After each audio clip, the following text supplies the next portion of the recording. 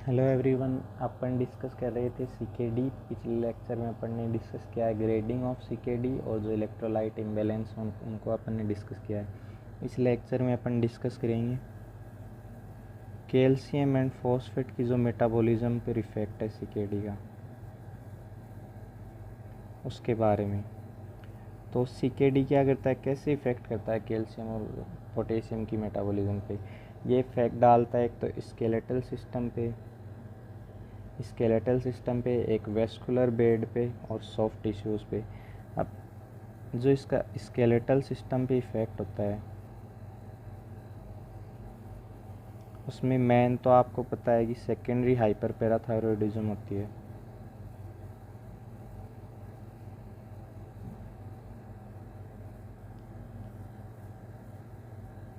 अब सेकेंडरी हाइपरपैराथायरॉयडिज्म क्यों होती है वो मैं आपको बताऊंगा, लेकिन अभी इतना सुनो, सेकेंडरी हाइपरपैराथायरॉयडिज्म होती है। इसके कारण क्या होता है, बोन रिजॉर्प्शन होता है और जो फाइंडिंग्स हैं वो देखने को मिलती है अपने को, जैसे ब्राउन ट्यूमर है जिसको अपन ऑस्टियाइटिस सिस्टिका फाइब्रोसा भी बोलते हैं, ये देखने को मिलती है इसके कारण। दूसरा, स्केलेटल सिस्टम पे क्या इफेक्ट होता है, जैसे सीकेडी प्रोग्रेस करता है वैसे जो एक्टिव फॉर्म होती है विटामिन D3 की वो डिक्रीज़ हो जाती है। तो जो इंक्रीज चांसेस हैं ऑस्टियोमलेशिया की सीकेडी में वो बढ़ जाते हैं। तो एक ऑस्टियोमलेशिया हो गया। और एक क्या होता है कि जब अपन सही से यूज़ नहीं करते, जुडिशियल यूज़ नहीं कर रहे हैं विटामिन D सप्लीमेंट्स का, कैल्शियम सप्लीमेंट्स का, तो जो PTH हार्मोन है उसका ज़्यादा सप्रेशन हो जाता है। उसके कारण क्या हो जाती है, डायनेमिक बोन डिजीज़।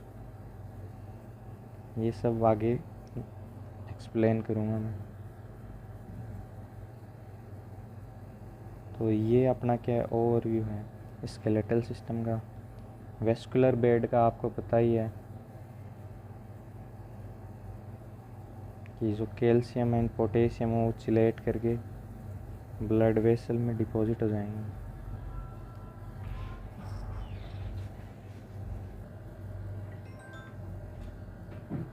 तो ये जो कैल्शियम और फॉस्फेट है ये ब्लड वेसल में क्या हो जाएंगे, ब्लड वेसल में प्लेक के फॉर्म में इकट्ठे हो जाएंगे। इससे क्या हो जाएगी, जो MI और कार्डियोवेस्कुलर इवेंट्स हैं उनकी रिस्क इंक्रीज़ हो जाएगी, तो मोर्टिलिटी की रिस्क इंक्रीज़ हो जाएगी। तो ये वेस्कुलर बेड हो गया। सॉफ्ट टिश्यूज़ में क्या होते हैं, सॉफ्ट टिश्यूज़ में ये इकट्ठे हो जाएंगे तो ट्यूमोरल कैल्सिनोसिस हो जाएगा, वो अपन आगे डिस्कस करेंगे। तो अपन पहले आते हैं, जो अपना पहला है सेकेंडरी हाइपरपैराथायरॉयडिज्म।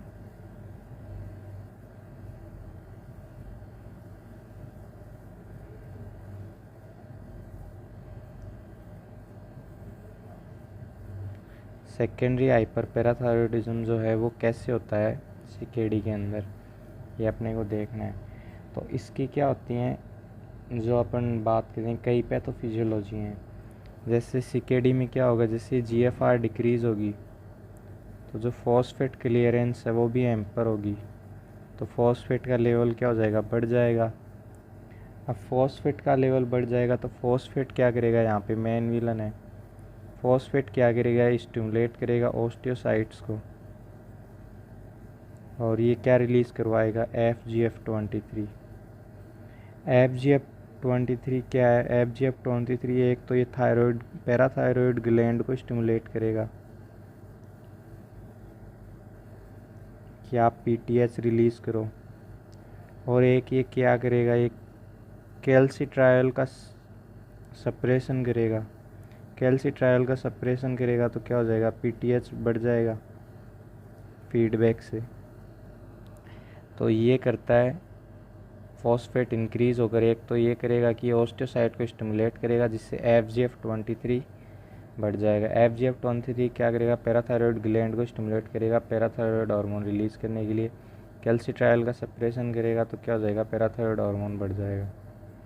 अब ये FGF23 क्या है ये कार्डियोवेस्कुलर मोटिलिटी में एक प्रोग्नोस्टिक है कि अगर अपन बात करें, अगर FGF23 CKD में बढ़ रहा है तो कार्डियोवेस्कुलर जो इवेंट्स हैं उनका चांस बढ़ जाएगा।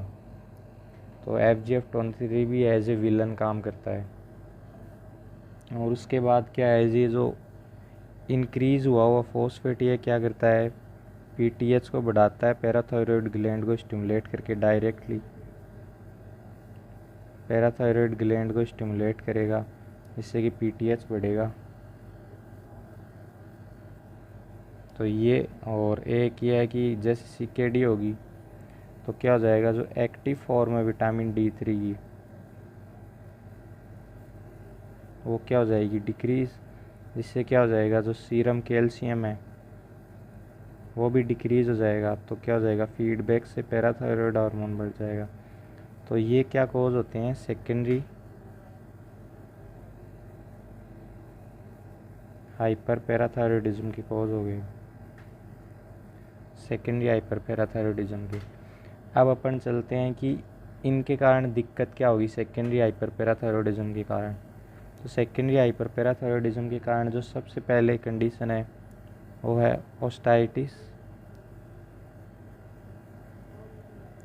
सिस्टिका फाइब्रोसा, जिसको अपन ब्राउन ट्यूमर भी बोलते हैं। इसके अंदर होता क्या है, जैसे ही PTH बढ़ता है तो PTH क्या करता है, CKD के अंदर बढ़ता है, उसके बाद क्या करता है, बोन रिजॉर्प्शन करवाता है। तो बोन रिजॉर्प्शन करवाता है तो क्या हो जाएंगी, जो बोन है वो वीक हो जाएंगी। और बोन वीक होने के बाद क्या होंगी, जो लेटर स्टेज है, एडवांस स्टेजेस हैं, इनके अंदर बोन में क्या हो जाएगी, बोन सिस्ट फॉर्मेशन। और इनके अंदर क्या हो जाता है, हेमरेज हो जाता है। बोन के अंदर सिस्ट फॉर्मेशन, उसके बाद हेमरेज हो जाता है। अब हेमरेज के बाद जो हीमोसिडेरिन पिगमेंट होता है वो क्या हो जाता है, यहाँ डिपॉजिट हो जाता है, जिसके कारण जो इसकी अपीयरेंस है वो ब्राउन होती है, इसलिए अपन इसको ब्राउन ट्यूमर बोलते हैं।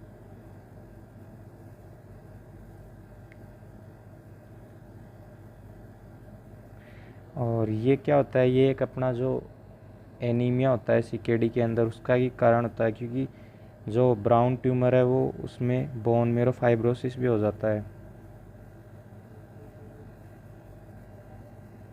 बोन मेरो फाइब्रोसिस भी हो जाता है, जिसके कारण क्या होता है, एनीमिया भी इसके कारण होता है। तो ये एनीमिया को भी कोज करता है CKD के अंदर, बोन मेरो फाइब्रोसिस के कारण। तो ये ओस्टाइटिस सिस्टिका फाइब्रोसा हो गया। ब्राउन ट्यूमर क्यों बोलते हैं, क्योंकि हीमोसिडेरिन इसके अंदर डिपॉजिट होता है तो ब्राउनिश अपीयरेंस आती है। इसके अंदर क्या होता है, बोन रिजॉर्प्शन। तो एक्सरे के अंदर इसकी क्या फाइंडिंग होती है, सबपेरियोस्टियल रिजॉर्प्शन ऑफ बोन देखने को मिलता है अपने को एक्सरे के अंदर इसमें। तो ये इसकी एक्सरे फाइंडिंग होती है। तो ये अपना हो गया ओस्टाइटिस सिस्टिका फाइब्रोसा। अब इसके बाद अपने पास क्या कंडीशन आती है, इसके बाद जो अपने पास कंडीशन है डायनेमिक बोन डिजीज़। उससे पहले अपन बात करते हैं सेकेंडरी हाइपरपैराथायरॉयडिज्म को ट्रीट कैसे करेंगे। तो सेकेंडरी हाइपरपैराथायरॉयडिज्म में अपने पास मेन विलन क्या है, बढ़ा हुआ फॉस्फेट।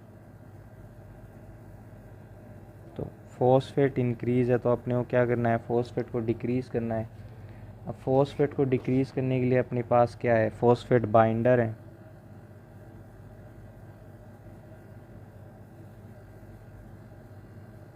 तो अपन फॉस्फेट बाइंडर्स का यूज़ करते हैं। अब ये जो फॉस्फेट बाइंडर होते हैं या तो नॉन कैल्शियम होते हैं या कैल्शियम बेस्ड बाइंडर है। तो अपना जो प्रीफर्ड होता है वो नॉन कैल्शियम होता है,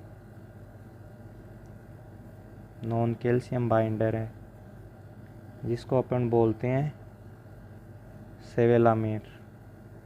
तो ये क्या है, जो अपना प्रीफर्ड ड्रग है फॉस्फेट को कम करने के लिए CKD में, ताकि हाइपर पैराथायरॉयडिज्म कम हो सके, PTH के लेवल कम हो सके, फॉस्फेट डिक्रीज़ हो सके। क्योंकि फॉस्फेट इंक्रीज़ होगा तो ये आगे कार्डियोवेस्कुलर मोटिलिटी की भी रिस्क बढ़ाएगा, कैल्शियम के साथ बाइंड करके ब्लड वेसल में डिपॉजिट हो जाएगा और भी कई चीज़ें करवाएगा। तो इसको अपने को बाइंड करके कम करना है तो सेवेलेमर यूज़ करते हैं, non calcium binder. Calcium based binder भी हैं जो अपन यूज़ करते हैं, जैसे कैल्शियम एसीटेट हो गया, कैल्शियम कार्बोनेट हो गया, तो ये कैल्शियम बेस्ड बाइंडर हो गया अपने पास। अब अपने को क्या करना है, अपन फॉस्फेट अपने कम कर दिया, जो बढ़ा हुआ पीटीएच है उसको कम करने के लिए अपन क्या यूज़ करते हैं, उसको कम करने के लिए अपन जैसे पीटीएच क्यों बढ़ रहा है, कैल्शियम कम है, तो कैल्शियम कम है तो उसको सेंस कौन कर रहा है, जो कैल्शियम सेंसिंग रिसेप्टर है पैराथायरॉयड ग्लैंड पर, वो कैल्शियम सेंसिंग रिसेप्टर्स हैं, वो इसको सेंस कर रहे हैं।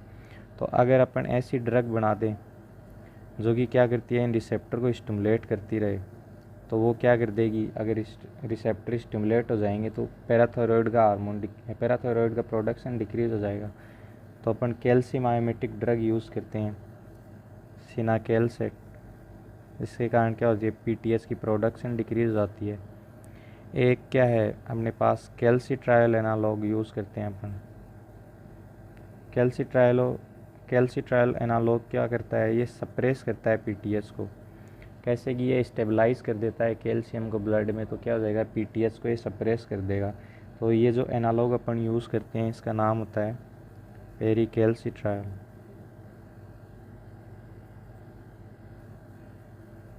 तो ये जो अपन यूज़ करते हैं इसके अंदर तो 3 अपने पास आ गई, फॉस्फेट बाइंडर्स, सेवेलेमर यूज़ करते हैं अपन, नॉन कैल्शियम बाइंडर होता है जो, और सिनाकेलसेट यूज़ करते हैं जो कैल्शियम आइमेटिक होती है, और कैल्सिट्रायल एनालॉग यूज़ करते हैं जो पेरिकैल्सिट्रायल होता है।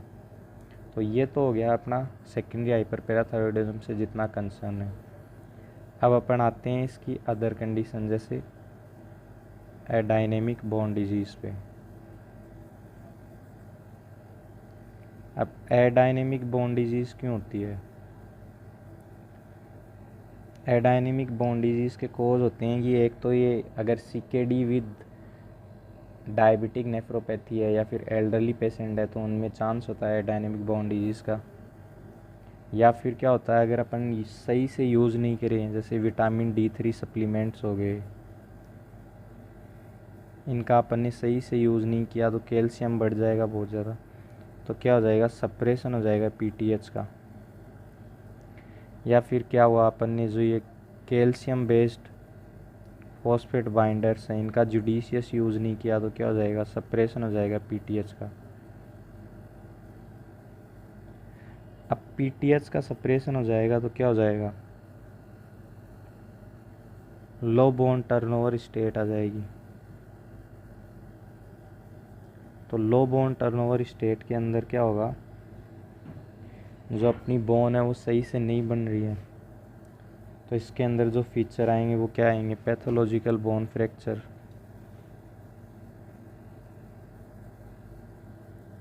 और जो सीवियर मस्कुलोस्केलेटल पेन अपने को देखने को मिलेगा।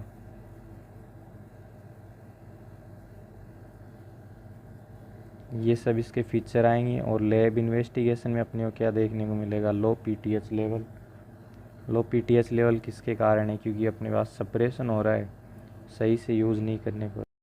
सो लो पीटीएच हो जाएगा इसके अंदर, क्योंकि पैराथायरॉयड हार्मोन का सप्रेशन हो जाता है अगर अपन जुडिशियली यूज़ नहीं कर रहे हैं कैल्शियम सप्लीमेंट्स को या फिर विटामिन D3 सप्लीमेंट्स को। अब जो अपनी अगली प्रॉब्लम होती है वो होती है ट्यूमोरल कैल्सिफिकेशन। ये अपने को यहाँ पे देखने को मिल रहा है, सॉफ्ट टिश्यू है, इनके अंदर क्या हो जाते हैं, जो कैल्शियम एंड फॉस्फेट होते हैं वो क्या हो जाते हैं, इकट्ठे हो जाते हैं, जमा हो जाते हैं यहाँ जाके। तो ये जो ट्यूमोरल कैल्सिफिकेशन है ये अपने को देखने को मिलता है। तो इसके अंदर क्या होते हैं, कैल्शियम और फॉस्फेट लार्ज कंसंट्रेशन में सॉफ्ट टिश्यूज़ में डिपॉजिट हो जाते हैं।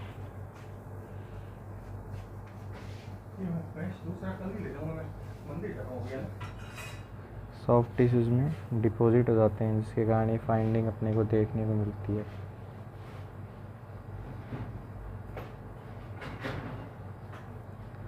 अब अपन बात करते हैं अगली फाइंडिंग की, जो कि कैल्सीफाइलेक्सिस है। अब कैल्सीफाइलेक्सिस है ये क्या होती है, एडवांस सीकेडी के साथ कॉमनली देखने को मिलती है, जो CKD एडवांस पेशेंट होते हैं उनके साथ कॉमनली देखने को मिलती है। अब ये जो चालू होती है स्किन मैनिफेस्टेशन के साथ, जिसको अपन बोलते हैं लिवेडो रेटिकुलरिस। तो इसमें शुरू में तो लिवेडो रेटिकुलरिस देखने को मिलती है, उसके बाद जो ये लिवेडो रेटिकुलरिस है ये प्रोग्रेस कर जाती है इस्चेमिक नेक्रोसिस में। जो इस्चेमिक नेक्रोसिस के पैचेज हैं वो इसमें अपने को देखने को मिलते हैं। जैसे इसके अंदर आपने को देखने को मिल रहा है इस्चेमिक नेक्रोसिस का पैच। ये कहीं भी हो सकता है, ये लेग पे हो सकता है, थाई पे हो सकता है, एब्डोमन पे हो सकता है। तो ये इस्चेमिक नेक्रोसिस के पैच अपने को देखने को मिलते हैं इसके अंदर। अब इसकी अपन अगर इटियोजेनेसिस की, इटियोपैथोलॉजी की बात करें तो ये अपने को जनरली देखा जाता है कि जो हाइपरथायरॉयडिज्म होती है, जिसके अंदर पैराथायरॉयड हार्मोन बहुत ज़्यादा होते हैं, तो इसके कारण ये देखने को मिलती है। क्योंकि जो वेस्कुलर कॉम्प्रोमाइज़ हो जाता है थ्रोम्बोसिस के कारण, जिसके कारण इस्चेमिक नेक्रोसिस अपने को देखने को मिलते हैं। लेकिन हाइपर पैराथायरॉयडिज्म, जो सेकेंडरी हाइपर पैराथायरॉयडिज्म है, उसके एब्सेंस में भी कई जगह ये देखने को मिलती है, अर्ली स्टेजेस में भी कई बार देखने को मिलती है। तो उसके एक्सप्लेनेशन है कि अगर मान लो कोई जुडिशियस यूज़ नहीं कर रहा है कैल्शियम सप्लीमेंट्स का, जो कि फॉस्फेट बाइंडर के तौर पर यूज़ करते हैं अपन, जैसे कैल्शियम एसीटेट, कैल्शियम कार्बोनेट, इनका जुडिशियस यूज़ नहीं कर रहा है, तो भी ये देखने को मिल सकता है। और एक और ये जो क्वेश्चन आता है इसके अंदर होता है कि कोई बंदा वारफरिन थेरेपी पे होता है, डायलिसिस वाला पेशेंट, तो वारफरिन क्या करता है, वारफरिन इनहिबिट करता है एक प्रोटीन को जो कि प्रिवेंट करता है वेस्कुलर कैल्सिफिकेशन को। तो अगर वारफरिन इनहिबिट करता है एक प्रोटीन को जो कि प्रिवेंट करता है वेस्कुलर कैल्सिफिकेशन को, तो अगर वारफरिन इनहिबिट कर देगा इस प्रोटीन को, तो वेस्कुलर कैल्सिफिकेशन भी इनहिबिट नहीं हो पाएगा। वेस्कुलर कैल्सिफिकेशन इनहिबिट नहीं होगा तो वेस्कुलर कैल्सिफिकेशन जारी रहेगा वारफरिन अगर अपन दे रहे हैं तो इस केस में भी क्या हो जाते हैं, कैल्सिफाइलेक्सिस के चांस बढ़ जाते हैं। तो ये क्या होती हैं, बोन से रिलेटेड जो भी हैं, सॉफ्ट टिश्यू से रिलेटेड। और मैंने आपको शुरू में बताया था कि कैल्शियम और फॉस्फेट मेटाबॉलिज्म होती हैं, वो 3 जगह काम करती हैं। तो इन तीनों का ही मेन विलन तो अपने को पता है क्या है। मेन विलन तो क्या है, PTH बढ़ रहा है, सेकेंडरी हाइपर पैराथायरॉयडिज्म। और ये किसके कारण हो रहा है, फॉस्फेट बढ़ने के कारण।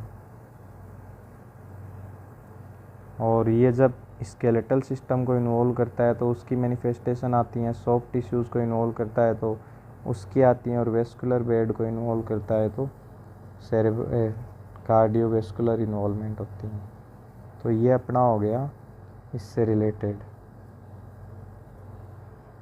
अब अपन आते हैं अगली मैनिफेस्टेशन पे, जो कि जनरली होती है कार्डियोवेस्कुलर रिस्क। कार्डियोवेस्कुलर रिस्क हैं CKD में। तो आपको पता है जैसे ही ग्रेड 3 स्टार्ट होती है, जैसे GFR 60 ml पर मिनट पर 1.73 मीटर स्क्वायर से फॉल करना चालू होता है, तो उस स्टेज में क्या होता है, यहाँ भी PTH बढ़ना चालू हो जाता है, यहाँ से एनीमिया चालू हो जाता है। तो अब क्या होगा, जो PTH बढ़ता है वो क्या करता है, PTH कैल्शियम और फॉस्फेट का जो प्रोडक्ट है उसको मोर देन 55 कर देता है। या फिर क्या होता है, जो कैल्शियम और फॉस्फेट हैं वो क्या हो जाते हैं, ब्लड वेसल में डिपॉजिट होना चालू हो जाते हैं। ब्लड वेसल में डिपॉजिट होना चालू हो जाएंगे तो क्या हो जाएंगे, ये जो मायोकार्डियल इन्फाक्शन है, इस्चेमिक हार्ट डिजीज़ हैं, इनके रिस्क को बढ़ा देंगे, जिसके कारण क्या हो जाएगा, मायोकार्डियल मोटिलिटी से कार्डियोवास्कुलर मोटिलिटी बढ़ जाएगी। और अपन एनीमिया की बात करें तो इसके कारण क्या हो सकता है, हाई कार्डिक आउटपुट फेलियर हो सकता है। तो ये भी क्या करता है, मोटिलिटी, कार्डियोवास्कुलर मोटिलिटी को इंक्रीज़ करता है। जैसे जैसे जीएफआर फॉल डाउन करती है, जीएफआर फॉल डाउन करती है तो हाइपरटेंशन होती है। ये हाइपरटेंशन क्या कर सकती है, लेफ़्ट वेंट्रिकुलर हाइपरट्रोफी, और लेफ़्ट वेंट्रिकुलर हाइपरट्रोफी के कारण भी क्या होती है, कार्डियोवैस्कुलर मोटिलिटी इंक्रीज हो जाती है। तो सीकेडी के अंदर कार्डियोवैस्कुलर मोटिलिटी और कार्डियोवैस्कुलर कॉजेज़ होते हैं मोस्ट कॉमन कॉज डेथ के। अपन देखें तो ये क्या होते हैं, मोस्ट कॉमन कॉज होते हैं डेथ के, कार्डियोवैस्कुलर कॉजेज़। तो ये सीकेडी के अंदर मोस्ट कॉमन कॉजेज़ होते हैं डेथ के, कार्डियोवैस्कुलर कॉजेज़। अब अगर अपन देखें ये अपने को ट्रीटमेंट करता है, तो ट्रीटमेंट के लिए अपन ने क्या कर दिया, एक तो अपन ने देख लिया कि पैराथायरॉयड हार्मोन को अपन ने कम कर लिया, एनीमिया अपन सेपरेट देखते हैं। अपन बात करते हैं कि सीकेडी के प्रोग्रेशन को अपन स्लो कैसे करते हैं। तो उसके लिए अपन जो ड्रग यूज़ करते हैं वो होती हैं एएस इनहिबिटर और एल्डोस्टेरोन रिसेप्टर ब्लॉकर्स। ये जनरली बताई जाती है कि ये क्या करते हैं, सीकेडी के प्रोग्रेशन को स्लो करते हैं और ये हाइपरटेंशन को भी डिक्रीज़ करते हैं, हाइपरटेंशन को भी कम करते हैं, ब्लड प्रेशर को कम करते हैं। तो अपना जो टारगेट होता है, एम होता है इन ड्रग्स के साथ, वो क्या होता है कि अपन हाइपरटेंशन 130/80 mmHg से नीचे रखें अगर टॉलरेट हो रही है तो ये अपना टारगेट होती है और ये प्रोग्रेशन को भी स्लो करती हैं। लेकिन इन ड्रग्स के साथ एक बात ये है कि ये जैसे एस इनहिबिटर है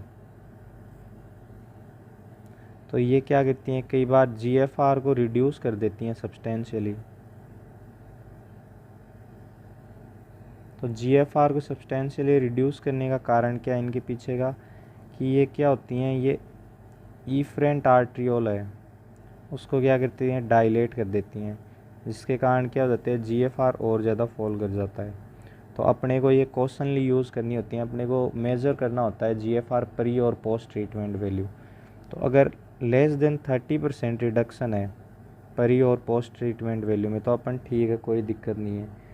लेकिन अगर मोर देन 30% रिडक्शन होता है जीएफआर में इनको देने के बाद तो अपन क्या कर देंगे, एस इनहिबिटर और एल्डोस्टेरोन रिसेप्टर ब्लॉकर को बंद कर देंगे। उस टाइम अपन जो चालू करेंगे वो सीसीबी यूज़ करेंगे। अगर इस टाइम इस कंडीशन में क्या है, अगर 30% से ज़्यादा रिडक्शन हो रहा है जीएफआर का तो अपन सीसीबी यूज़ करेंगे। इस टाइम एस इनहिबिटर क्या हो जाते हैं, कॉन्ट्राइंडिकेटेड। तो ये बात होगी एस इनहिबिटर की। तो ये क्या करते हैं, अपन यूज़ करते हैं इस केस में।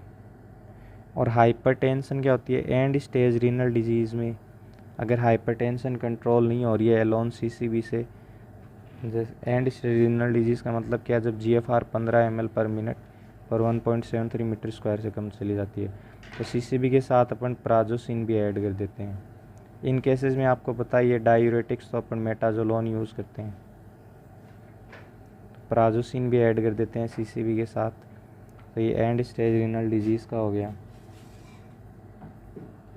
और हाइपरकेलेमिया अगर इनके साथ हो रहा है तो वो भी पता है, हाइपरकेलेमिया के लिए अपन क्या कर सकते हैं, पैटीरोमर यूज़ कर सकते हैं, रेजिन यूज़ कर सकते हैं, कैली डायूरेटिक्स यूज़ कर सकते हैं जो पोटेशियम को यूरिन में लॉस कराएं, कैलीरेटिक्स इनको अपन यूज़ कर सकते हैं। तो ये क्या हो गया, हाइपरटेंशन के साथ और कार्डियोवैस्कुलर जो इनकी रिस्क है उनका हो गया। अब अपन अगले टॉपिक पे आते हैं, एनीमिया।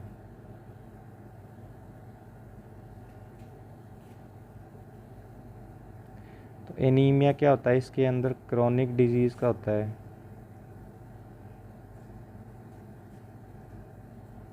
तो इसके अंदर जो एनीमिया होता है वो क्या होता है, नॉर्मोसाइटिक नॉर्मोक्रोमिक एनीमिया। जनरली अपने को यही देखने को मिलता है। अब इस एनीमिया से क्या हो सकता है कि एनीमिया प्रेसिपिटेट कर सकता है कई फैक्टर्स को। एनीमिया से जो जनरल प्रॉब्लम्स है वो तो होंगी, जैसे फैटीग, वीकनेस। इसके कारण क्या हो सकता है, हार्ट फेलियर प्रेसिपिटेट हो सकता है, हाई आउटपुट कार्डियक फेलियर हो सकता है इसके कारण। और एनीमिया के कारण क्या हो सकता है कि जो होस्ट डिफेंस है इन्फेक्शन के कारण, इन्फेक्शन से वो भी डिक्रीज़ हो सकता है। ये क्या कर सकता है, माल न्यूट्रिशन को प्रेसिपिटेट कर सकता है किड्स में या फिर पीडियाट्रिक एज ग्रुप में सीकेडी के साथ। तो ये सब चीज़ें एनीमिया के कारण हो सकती है। तो एनीमिया को अपने को ट्रीट करना ज़रूरी होता है इस केस में। तो सबसे पहले तो अपन कॉजेज़ देख लेते हैं एनीमिया के। कॉजेज़ क्या क्या होते हैं सीकेडी में एनीमिया के, वो देख लें। जो एनीमिया का जो सबसे कॉमन कॉज होता है इसके अंदर, वो होता है कि इरिथ्रोपोइटिन की डेफिशिएंसी हो जाती है इसके अंदर। तो इरिथ्रोपोइटिन होता है वो रिलेटिवली कम हो जाता है, जिसके कारण इसके अंदर एनीमिया होता है। दूसरा क्या है, इसके कारण जो आरबीसीज होती हैं उनकी सर्वाइवल कम हो जाती है, जिसके कारण ये जल्दी टूटेंगे, जल्दी कम समय के लिए रहेंगे, तो एनीमिया होता है। और सीकेडी के अंदर क्या होता है, ब्लीडिंग डायथीसिस भी इंक्रीज हो जाती हैं, जैसे एबनॉर्मल प्लेटलेट फंक्शन वगैरह हो जाता है, एबनॉर्मल प्रोथ्रोम्बिन टाइम वगैरह हो जाता है, ब्लीडिंग रिस्क बढ़ जाते हैं, एपिस्टेक्सिस वगैरह, तो इसके कारण भी एनीमिया रहता है। आयरन डेफिशिएंसी होती है इसके अंदर, पुअरली डाइटरी एब्जॉर्प्शन के कारण। या फिर क्या होता है कि जो सीकेडी के अंदर क्या होता है, गैस्ट्रो इंटेस्टाइनल इन्फेक्शन और गैस्ट्रो इंटेस्टाइनल अल्सर वगैरह, इनके चांस इंक्रीज हो जाते हैं। तो इसके कारण भी ब्लड लॉस होता है जीआई ट्रैक्ट से, जिसके कारण आयरन डेफिशिएंसी एनीमिया हो जाता है। हाइपर पैराथायरॉयडिज्म मैंने आपको बताया था कि ब्राउन ट्यूमर में क्या होता है, बोन मेरो फाइब्रोसिस, जिसके कारण क्या हो जाता है, बोन मेरो का फंक्शन कॉम्प्रोमाइज़ हो जाता है, इसके कारण भी एनीमिया होता है। सीकेडी क्रोनिक इन्फ्लामेशन भी हो जाता है, मैंने आपको बताया कि होस्ट डिफेंस कमज़ोर हो जाता है, तो क्रोनिक इन्फ्लामेशन हो गया। फोलेट और विटामिन B12 डिफिशियंसी भी देखने को मिल सकती है। हीमोग्लोबिनोपैथी भी हो सकती है इसके अंदर, और कई कोमॉर्बिड कंडीशन जो कि एनीमिया को प्रेसिपिटेट करती हैं, जैसे hyperthyroidism, hypothyroidism, pregnancy, HIV, autoimmune disease, immunosuppressive drugs वगैरह। तो ये सब एनीमिया के कारण हो सकती है इसके अंदर। लेकिन जो मेन कारण है वो होता है रिलेटिव डेफिशिएंसी ऑफ इरिथ्रोपोइटिन। तो अब अपने को इस एनीमिया को ट्रीट करना है। तो अपने को क्या, इस एनीमिया को ट्रीट करने से पहले अपने को आयरन डेफिशिएंसी या फिर आयरन जो स्टोर्स हैं उनको एडिक्वेट करना पड़ेगा। आयरन स्टोर्स को एडिक्वेट करना पड़ेगा, रिप्लेनिश करना पड़ेगा, क्योंकि अपन जो अब देंगे इसके अंदर वो होता है रिकॉम्बिनेंट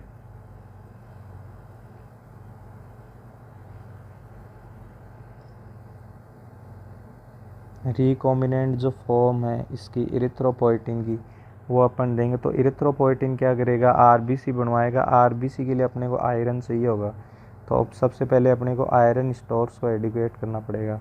तो इन आयरन स्टोर्स को अगर कोई ओरल है, ओरल लेने के लिए है, या फिर ओरली अपन दे सकते हैं, तो उसको ओरल आयरन देंगे।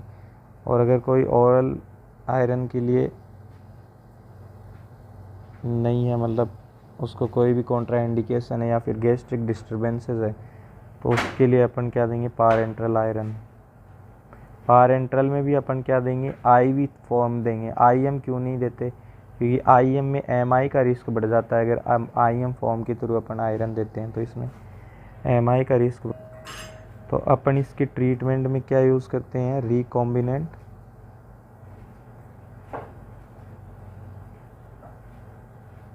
इरिथ्रोपोइटिन स्टिमुलेटिंग एजेंट्स, जिनको अपन बोलते हैं ESA। तो अपन ESA यूज़ करते हैं एनीमिया के ट्रीटमेंट में। तो ये हो गया अपना एनीमिया वाला पार्ट।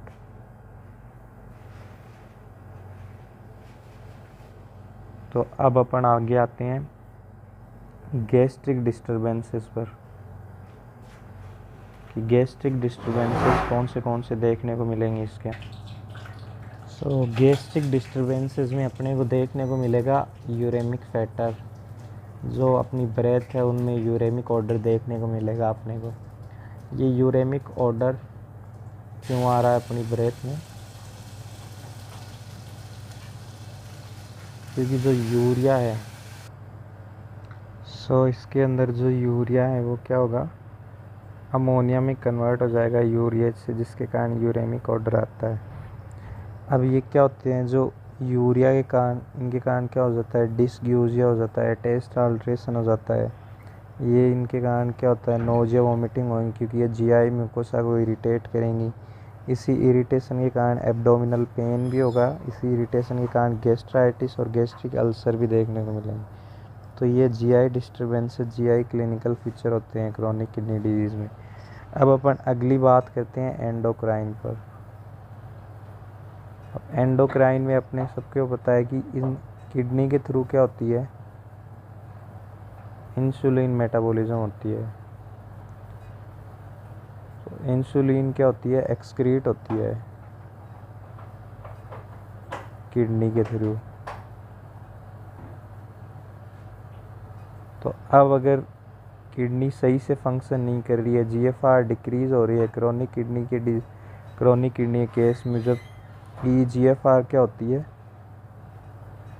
30 से कम आ जाती है, तो उस केस में क्या करना होता है अपने को, जो मेटफॉर्मिन है अपन जो दे रहे हैं टाइप 2 डायबिटिक को, उसको अपने को बंद कर देना है। क्योंकि मेटफॉर्मिन क्या करती है, लैक्टिक एसिडोसिस के चांस बढ़ा देगी।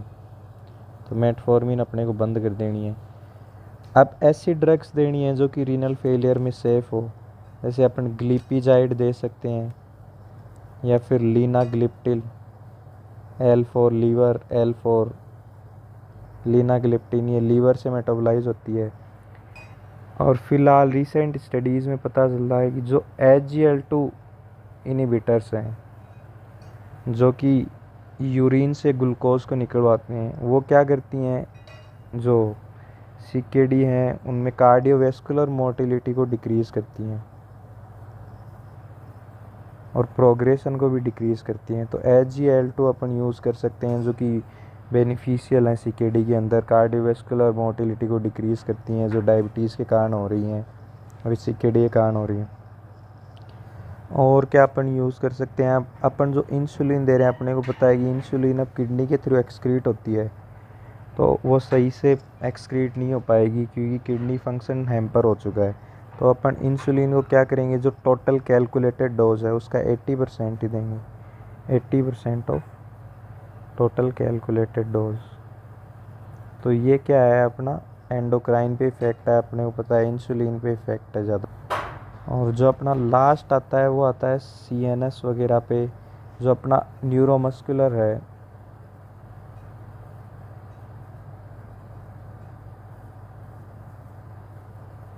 न्यूरोमस्कुलर सिस्टम, इन पे क्या इफ़ेक्ट होता है इनका।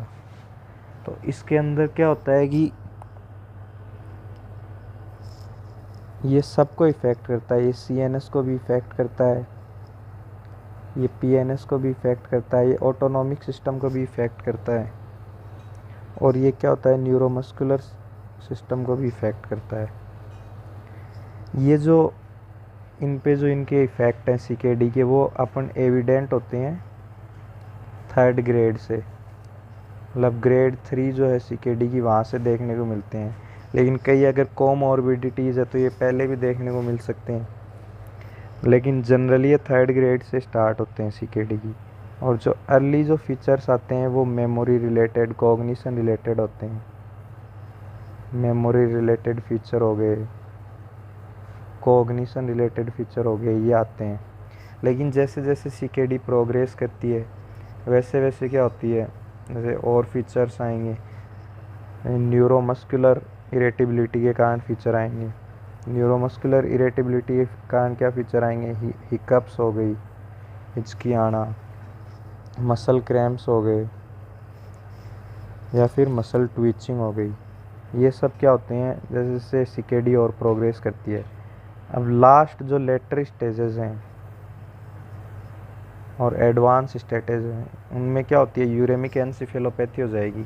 तो जो यूरेमिक एनसेफेलोपैथी के फीचर्स है वो आएंगे, जैसे एस्ट्रैक्सिस, फ्लैपिंग ट्रेमर जिनको अपन बोलते हैं, अपन और भी जगह पढ़ते हैं, हेपेटिक एनसेफेलोपैथी में भी पढ़ते हैं, या फिर मायोक्लोनस देखने को मिलते हैं।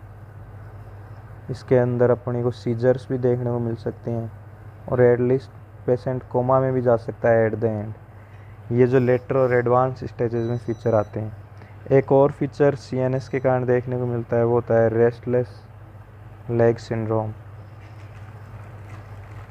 ये भी क्या है, CKD का जो इफ़ेक्ट है CNS पर उसके कारण होता है। इसके अंदर क्या होता है कि जो बंदा है वो फ्रीक्वेंट लेग मूवमेंट करता है, उसके कारण ही क्या होती है, ये रिलीव्ड होता है।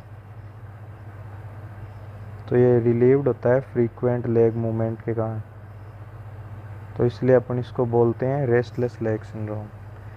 तो ये क्या होते हैं, न्यूरोमस्कुलर सिस्टम के फीचर हो गए, CNS, PNS, ANS सबको इन्वॉल्व करता है, और मोस्टली एविडेंट होता है ग्रेड 3 ऑफ CKD के बाद। अर्ली भी हो सकता है, शुरू में इनके फीचर आते हैं मेमोरी रिलेटेड, कॉग्निशन रिलेटेड।